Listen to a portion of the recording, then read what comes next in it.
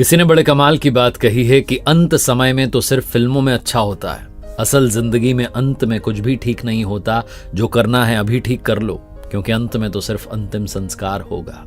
मैं हूं आरजे कार्तिक। एक बड़ी छोटी सी कहानी सुनाता हूं एक प्रसिद्ध राजा की, जिसने अपने दरबार में बड़ा उत्सव रखा था। वो राजा वृद्ध हो चला था, लेकिन अभी भी सिंहासन पर बैठा हुआ था। और उत्सव में उसने अलग अलग राज्यों के राजाओं को बुलाया था। एक राज्य की सुप्रसिद्ध नर्तकी थी, उसको बुलाया था, और साथ में अपने गुरुजी को बुलाया था। अब गुरुजी जब आ गए दरबार में तो उनके पास में तो कुछ था नहीं देने के लिए नर्तकी को। तो राजा ने एक स्वर्ण मुद्राओं से भरी थैली दे दी कि जब भी आपको नृत्य अच्छा लगे अपनी ओर से आप दे दीजिएगा पुरस्कार में।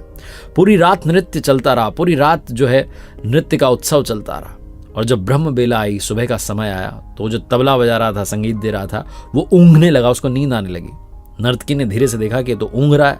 राजा को पता चल गया तो राजा जो है इसको दंड दे देगा, इसको सजा मिल जाएगी। तो इसलिए नर्तकी ने अपने तबले वाले को जगाने के लिए, आगाह करने के लिए एक दोहा पढ़ा कि घड़ी गई थोड़ी रही, या में पल पल जाए, एक पलक के कारणे यूं ना कलंक लगाए, यूं ना जन्म गंवाए।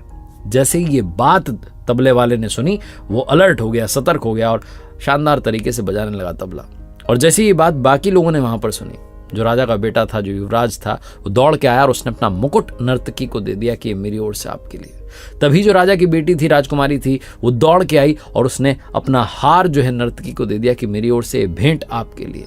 तभी गुरुजी अपने आसन से उठे और जाकर के स्वर्ण मुद्राओं की पूरी थैली उसको दे दी कि सब तुम्हारा, मैं चला। जहां राजा ने देखा कि सबको एक दोहा बोलकर के नर्तकी ने लूट लिया है, तो राजा अपने सिंहासन से खड़ा हुआ और कहने लगा कि क्या बदतमीजी चल रही है। एक दोहा बोलकर के तुमने सबको लूट लिया, जिनके पास में जो कुछ है सब देते चले जा रहे हैं, क्या चल रहा है। राजा उसको डांटने लगा। तभी राजा के गुरु ने कहा कि बस राजन, इसको कुछ भी मत कहिए।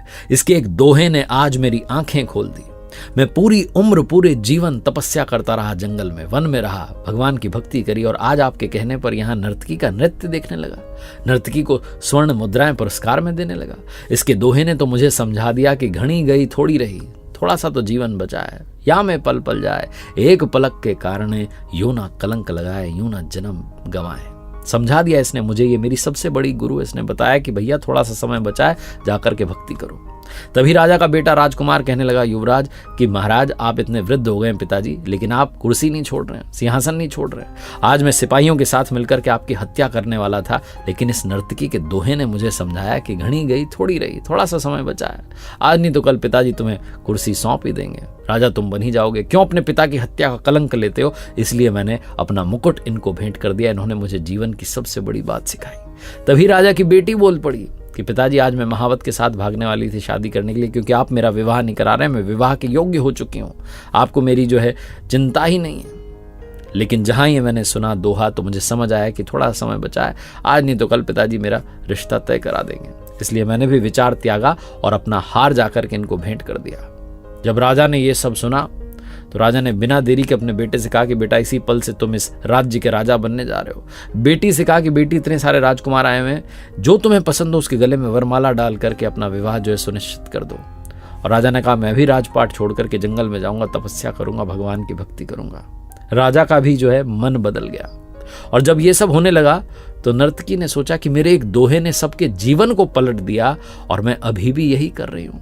नर्तकी ने भी डिसीजन लिया कि वो नृत्य का काम छोड़ करके अब भगवान की भक्ति करेगी, क्योंकि घड़ी गई थोड़ी रही, या में पल पल जाए। ये कहानी राजा की, नर्तकी की, उनकी नहीं है, आपकी, हमारी कहानी है। हमारे जीवन में भी समय दौड़ता चला जा रहा है और थोड़ा सा बचा है। इस थोड़े से समय में कुछ ऐसा कीजिए कि कलंक ना लगे, बल्कि आपका उद्धार हो जाए। कुछ अच्छा करके दिखाइए। इसीलिए मैं कहता हूं, कर दिखाओ कुछ ऐसा कि दुनिया करना चाहे आपके जैसा। देखते रहिए हर सोमवार सुबह 9:30 बजे मेरे साथ एक नई कहानी। मैंने अपनी ऑफिशियल वेबसाइट www.rjkartik.in लॉन्च की है। जाइएगा, कुछ अमेजिंग कोर्सेज हैं, चेकआउट कीजिएगा।